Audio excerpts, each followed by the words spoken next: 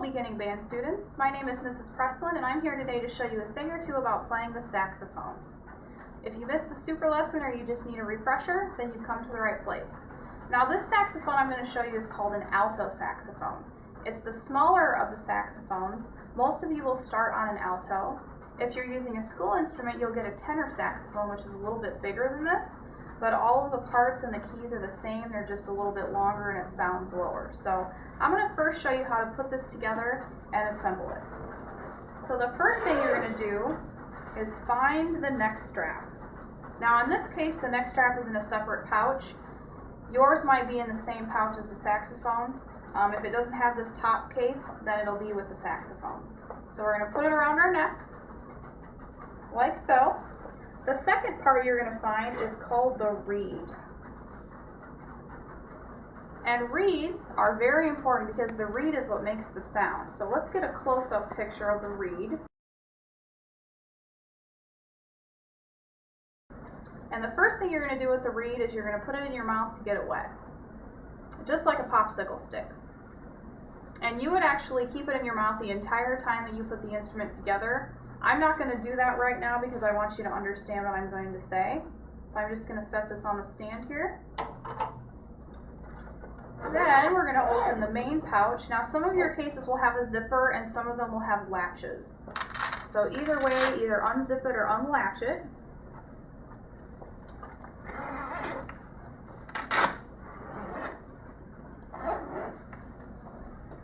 Oh, and one other thing, you should always keep the case on the floor, not on your lap. And if you have a school instrument, the words elementary band will be facing up. If you are renting an instrument from a music store, then the brand name or the logo will be on top facing up. If you open it upside down, then the pieces will go all over the place. So always keep it on the floor. I'm just putting it on my lap today so that you can see the inside of the case and so that I can show you where everything goes. So first thing you're going to do is take out the biggest piece, and this is called the body of the instrument. And before you do anything else, there's a little loop here on the back, and you're going to hook this to your neck strap. That way, even if you don't touch it with your hands, you won't drop the instrument. Next thing we're going to do is find the neck.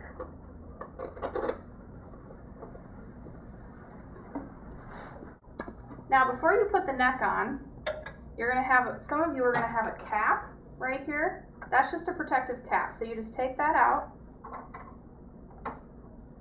And then when you put the neck on, make sure that you push it from here, not from here, because if you push down on here, you might break it or bend it. And then once you've got the neck on, you're going to tighten this screw here this way so that it can still move side to side, but that so it doesn't fall out. And then the most important part, the mouthpiece. Now this mouthpiece is fancy. It has a cap that protects it so you don't ruin the mouthpiece. So just put the cap back in the case, and we're going to put the other cap back in the case. Now with the mouthpiece, this little black thing over the mouthpiece is called the ligature. And this is what holds the reed onto the mouthpiece. So we're going to set that down right now, for now. And then this is the mouthpiece, and this is going to go on the neck. So just twist and push. Now this brown part right here is called the cork, and sometimes that gets really dry, so it gets hard to put the mouthpiece on. So if that's the case, you might want to get some cork grease, which comes in a little tube, and you just rub it on, kind of like chapstick for your instrument. So now that we've got our mouthpiece on, you take the reed out of your mouth. Remember, it's still soaking. And the ligature is going to be what holds the reed onto the mouthpiece. Now there's a lot of different kinds of ligatures. The cloth ligatures, the screw is going to be on top of the mouthpiece.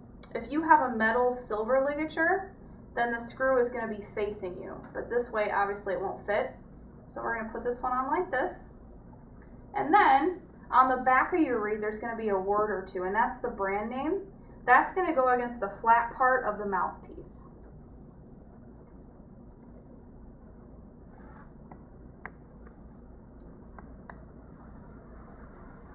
Loosen that ligature a little bit.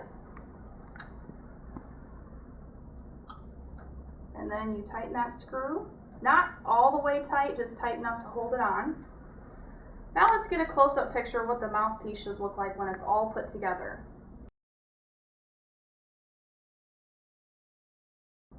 Now let's look at one more picture of the instrument with all the parts labeled in case you forgot, because it's a lot to remember, and this should help you remember.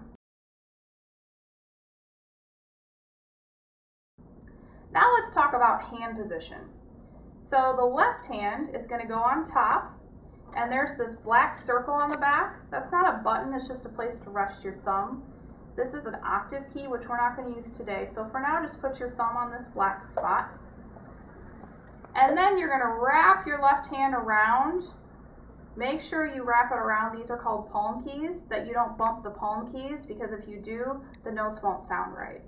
And then you're going to find this top white key, and that's your first finger. And then the next one, skip the little guy here, and that's the next one, and then that's the next one. So those are going to be for your first 3 notes, which we'll talk about in just a minute. The right hand, you have what's called a thumb rest, and you're going to put your right hand under the thumb rest, like so, and then wrap those fingers around, 1, 2, 3, on those white keys. We're not going to use those keys today, but for now, just let your right thumb hang out under that thumb rest. So when you actually go to play, you're going to put the instrument off to your right.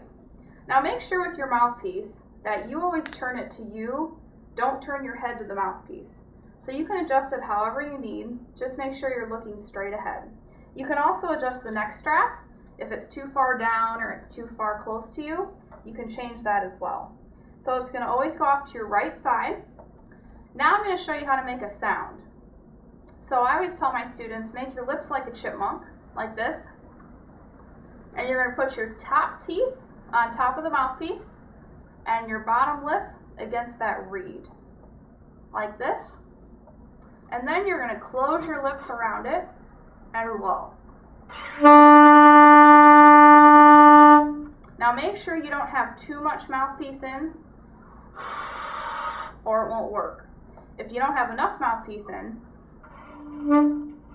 it'll be really hard to work. So you want your teeth about halfway down the mouthpiece. Also make sure you don't put too much pressure on that reed, or you'll close off the sound and the reed can't vibrate. So just a little bit of pressure.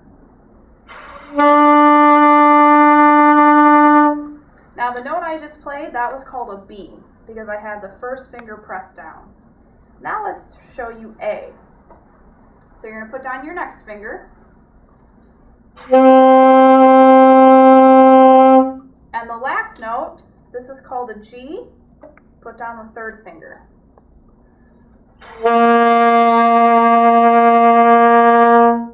So those are your first 3 notes. Now you can play hot cross buns,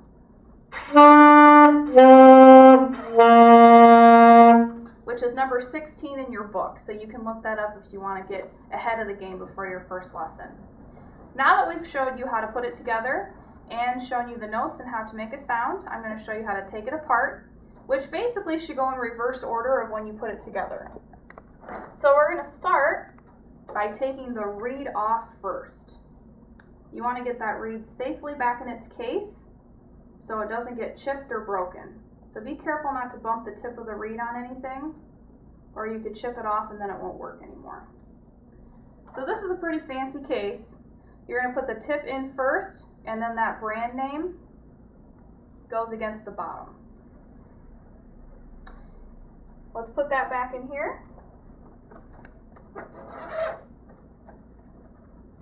Next thing we're going to do is take off the mouthpiece and the ligature. And then we have that cap to protect it. So we're going to put that over it.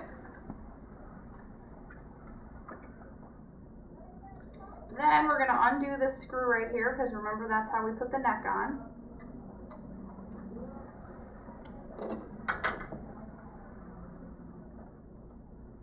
And then you're going to unhook the neck strap from the body.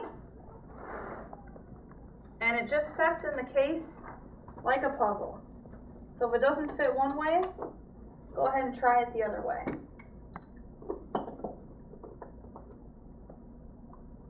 You also want to put that cap back in the body. And then the next strap is the last thing that comes off. Don't forget to take it off because I've seen a lot of students go back to class still wearing their neck strap. You put that back and either zip or latch, depending on what kind of case you have.